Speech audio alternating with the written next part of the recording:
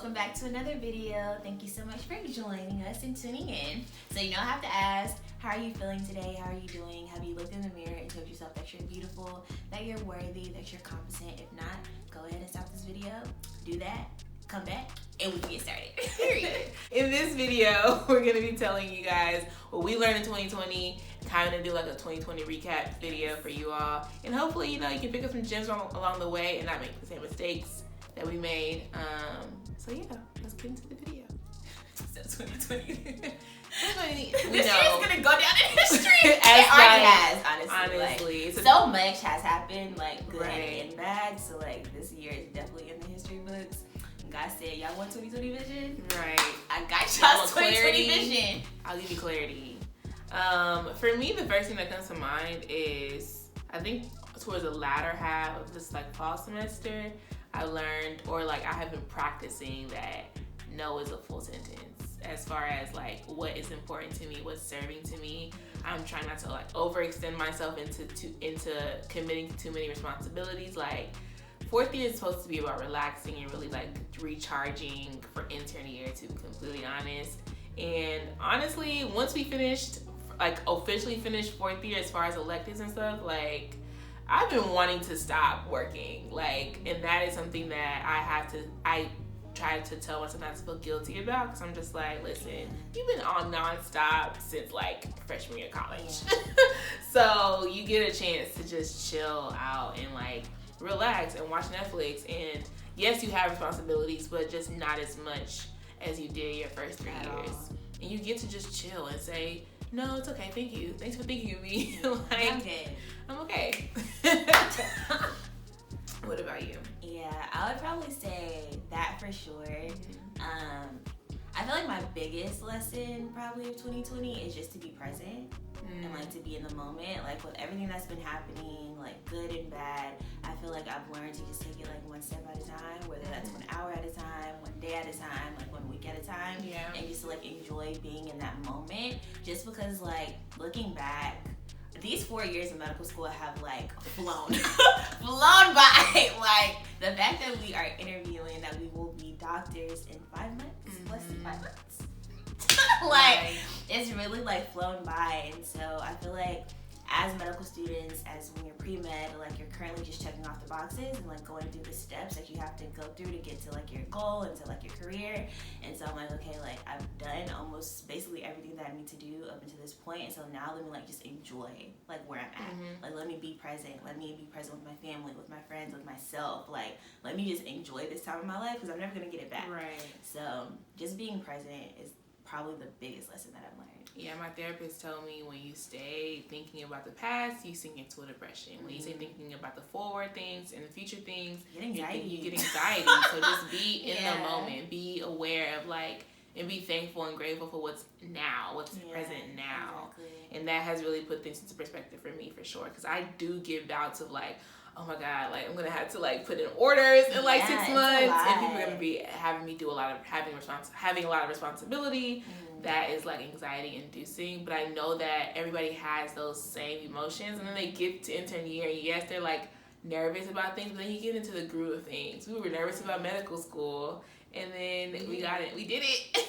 Low-key, high-key. And that's another thing. It's like, I feel like that goes back to just like being in the present, but like it's gonna get done.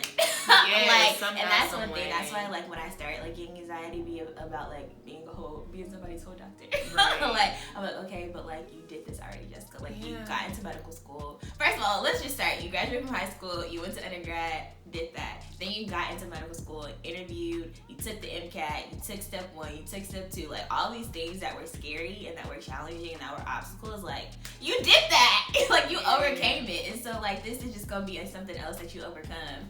And so that's kind of like how I bring myself back to the present and kind of like center myself. It's like no matter what is going to happen, like God is going to get you through it, because He's gotten you through everything else. So what you worried about right now is irrelevant. Like just focus on what's going on now, enjoy that moment, and then when we have to cross that bridge, we'll cross that bridge. Yeah, I learned that I am stronger than I thought I was, or like when you're pushed to certain limits and when you're tested in certain capacities, you don't really realize your strength or your composure until you're tested, in a sense. And I think obviously with COVID, a lot of our medical school training was put on hold for like 2 months, 3 months.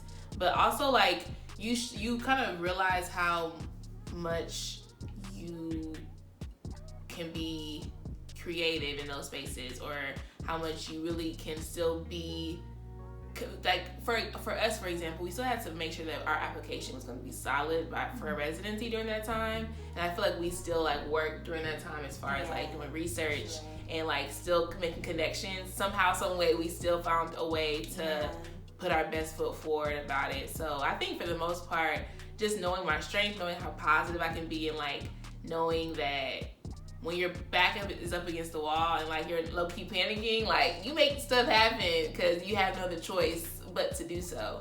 So that would probably be my second thing for 2020. I feel like another thing that like I've always known that like I enjoyed, but I feel like I got more time to do it, is just like enjoying nature and like enjoying the little things. Like little things really do make me happy. Like I'm a simple person, y'all. Like it doesn't take much, but I feel like having everything kind of like taken away from you during 2020 and like not being able to do the things that I enjoyed, like going out to brunch or going to bars or like just being in spaces with a lot of people, like I wasn't able to do that.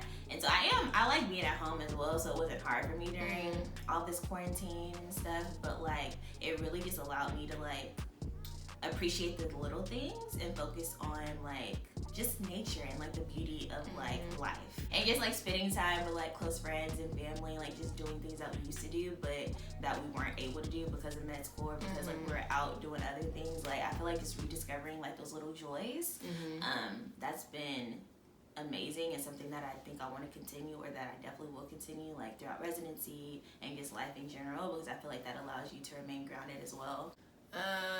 My next one is I learned how to be still in 2020 by force, obviously, because we had nothing else to do but just sit at home during quarantine. And Texas opened up, y'all, so we're not really in quarantine like that no more, to be completely honest with you. We but can quarantine ourselves. No. but yeah, I feel like it's scary to be still, like in your own thoughts, and reflect on like how far you come, how far you still have to go, depending on where you are in your journey. Like it is sometimes something that we avoid, and we immerse ourselves in work, and we don't have anything else to, distract you from your realities and your own like thoughts. You really have to face it. And so I think with this year, especially towards the end of the year, I was forced to be still and really like reflect on the ways in which I can improve in my relationships with my friends and my family. And to be honest, I feel like although it was a horrible year as far as medicine is concerned, and like people getting sick and passing away, I feel like I did have or grow stronger relationships during this time, because I made intentional steps to really connect with all of the people that I felt like I wasn't as connected to, whether it was family, mostly family for me. My friends, I feel like you choose your friends, so you ain't really gotta you ain't gotta really do much with your friends that you choose to be around with. But family is like it's different. So I feel like I definitely tapped into those like broken relationships and try to like mend those relationships with my family. So that has been a great thing that I challenged myself with, that I actually like committed to, which I'm proud of. So snaps for me. Snaps for me, child. Hope it continues. So I would probably say I've realized how resilient I am and how adaptable I am, because 2020 was all about adapting. Right. All about changing, a lot of changes, going with the flow. You don't know what to expect. We were supposed to be in clinics in May, got pushed back to June, then July. Like everything was getting pushed back. Right. Like nothing was set in stone. Everything is just up in the air. Everything still is up in the air. And so you just have to kind of like let go of like what your plans are and what you perceived, your expectations of 2020 and how this year was supposed to like pan out. And you just really have to like go with the flow. And so I've definitely gotten a lot better at being adaptable and just going with the flow, and then just seeing how resilient I am. Like the fact that, and it's funny because like going through the interview process and like talking to the resident team and the faculty, they're like, y'all are low-key like resilient, like AF, because y'all are applying to residency during this time. everything that this process used to be has It's so changed. different. Like socials before the interviews, virtual. You're not meeting the residents. Interview day, you're not going to the city. You're not seeing the facility. You're not seeing the faculty and the residents interact.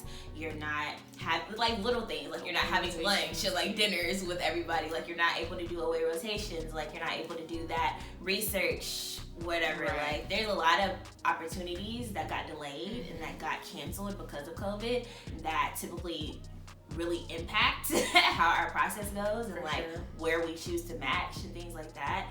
And so we just have to be strong and resilient through all of this. And I feel like it's just shown like how resilient we are, all of us are, and especially how I am.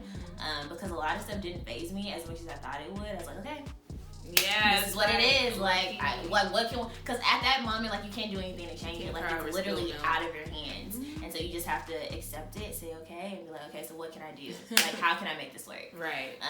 So yeah. Yeah, and I hope that, you know, we all know 2020 was what it was, but I hope that we take the gems and lessons that we learned in 2020 as transformative as this year has been. I hope that we take that into the next couple of years, because knowing All how we years. are as humans, you know, as humans, we revert back to our old habits once things go back to normal, and like this hopefully will inspire people to really like tap into their relationships and tap into the things that really matter. Yeah. Because when everyone else in the world is still, y'all all are in the same boat, so there's no room for comparisons anymore. Like you realize people who you think are doing so well are actually struggling, you know what I mean? So I don't know. Hopefully this is an impactful year that is like cemented in your life and like allows you to continue the habits that you built this year. So yeah, here's the 2021. Here's the 2021. Hopefully we continue to grow and be better humans. Hopefully we continue to love and spread love and be mindful of, you know, how we speak and what we are speaking into existence to others and about ourselves. For sure. Because That wins. Because it's easy to speak highly of somebody Oh, else. for sure. What about yourself, honey? We are quick to down ourselves. So yeah, we hope that in 2021 it's so much better for you than 2020 was, and we're wishing that for ourselves too. So to wrap up this video, we want to tell you guys about the Vlogmas that we have going on. Clearly, if you haven't been watching, this whole December we have videos uploaded every week. And giveaways. And giveaways. So, tis the season. Tis the season. All of the details to our giveaways that we're doing for this month will be in the info box. This week we're giving away a Firestick. Yeah, Firestick. And a throw blanket. And a throw blanket. For like the Netflix Netflix and chill type of vibe. You know, every week is a theme. Last week it was fitness. This week it was, you know, Netflix and chill. So hopefully you guys enjoyed this video.